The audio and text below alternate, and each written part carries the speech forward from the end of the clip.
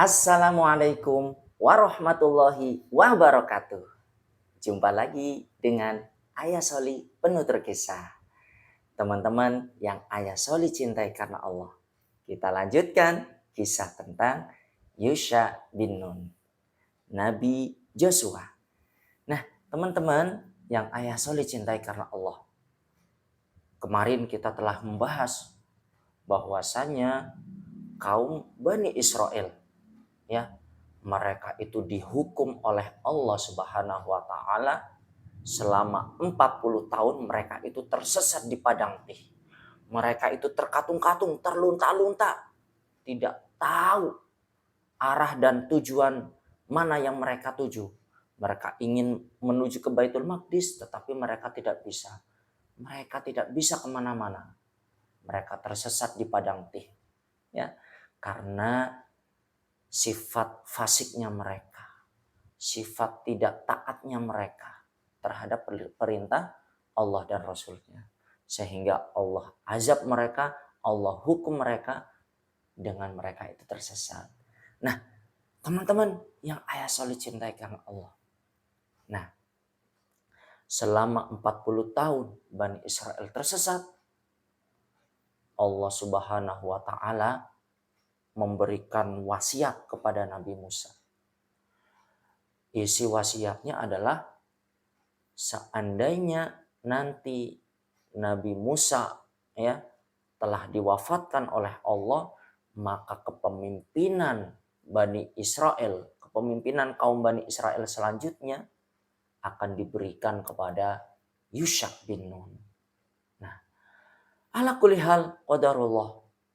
Tidak lama kemudian setelah 40 tahun itu, Allah Subhanahu wa taala berkenan mengambil nyawa Nabi Musa dan Nabi Harun. Mereka telah meninggal dunia. Sehingga Yusha bin Nun yang menggantikan kepemimpinan. Beliau pewaris Nabi. Beliau menjadi Nabi sekaligus beliau menjadi pemimpin.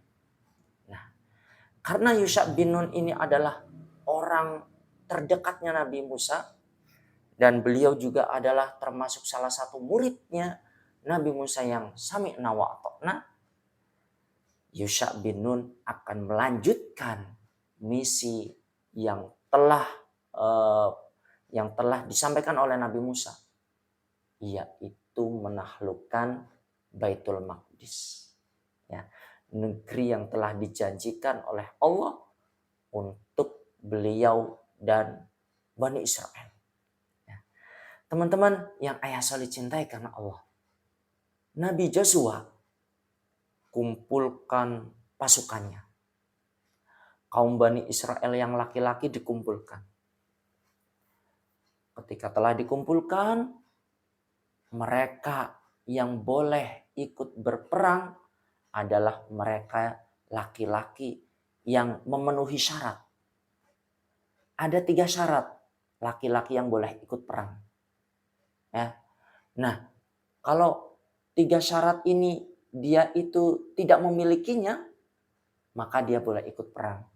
Yang pertama adalah laki-laki yang baru saja menikah.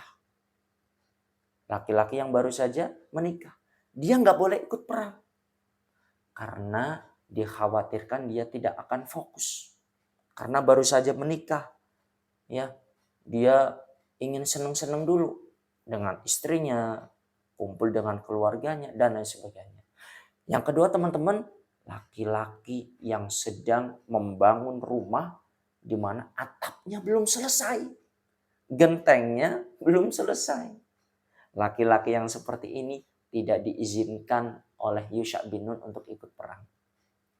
Dan yang terakhir adalah yang ketiga, laki-laki yang memiliki hewan yang sedang hamil, ya, di mana laki-laki ini sedang menunggu kelahiran bayi hewan tersebut, ya, atau laki-laki yang baru beli hewan unta, ya, unta yang lagi hamil, di mana laki-laki ini sedang menunggu kelahiran bayi unta tersebut.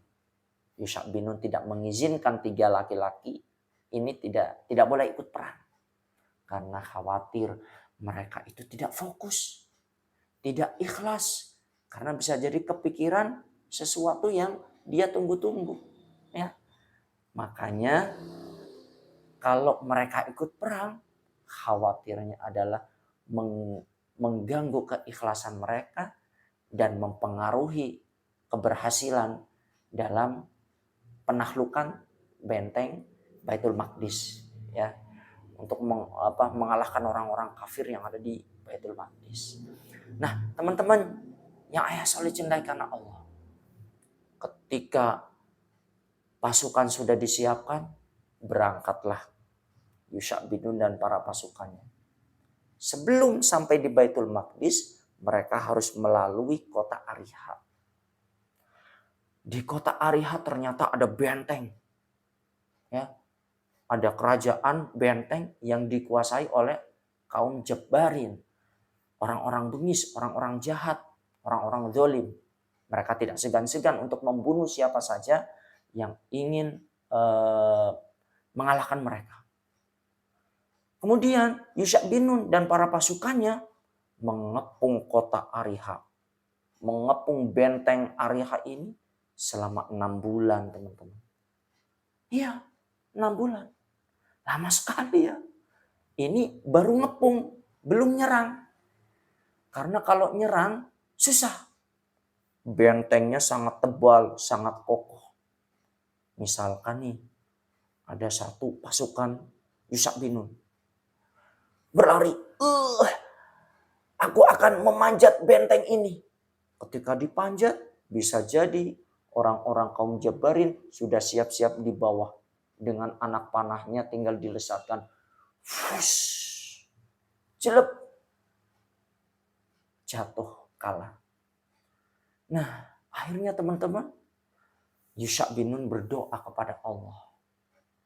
Mereka meminta kepada Allah, berdoa kepada Allah, memohon kepada Allah agar diberikan jalan keluar.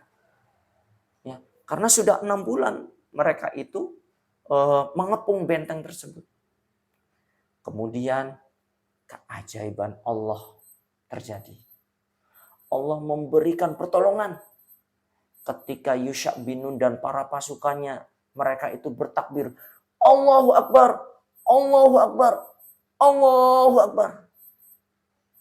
Atas izin Allah, benteng yang kokoh itu jebol, hancur atas izin Allah. Padahal tidak ngapa-ngapain Yusha' bin Nun dan para pasukannya. Mereka hanya menunggu, mengepung benteng. Tapi atas izin Allah, ketika mereka bertakbir, benteng itu jebol. Nah, ketika benteng itu jebol, Yusha' bin Nun dan para pasukannya menyerang kota Ariha. Ya, Allahu Akbar, serang! Allahu Akbar, Allahu Akbar. Mereka menyerang kota Ariha. Masya Allah. Allah Subhanahu wa Ta'ala juga memberikan pertolongan. Allah berikan pertolongan, pasukan Yusha' bin Nun menang melawan orang-orang Jabbarin atas izin Allah. Nah, teman-teman yang ayah soleh cintai karena Allah, Yusha' bin Nun sudah berhasil mengalahkan benteng kota Ariha bersama umatnya. Selanjutnya Yusha' bin Nun akan menuju ke benteng Baitul Maqdis. Apa yang terjadi selanjutnya? Apakah Yusha' bin Nun dan para pasukannya bisa berhasil mengalahkan orang-orang yang menguasai Baitul Maqdis, kota yang sudah dijanjikan oleh Allah Subhanahu wa Ta'ala untuk mereka? Simak kisah selanjutnya di kesempatan yang akan datang. Wassalamualaikum warahmatullahi wabarakatuh. Semangat belajar.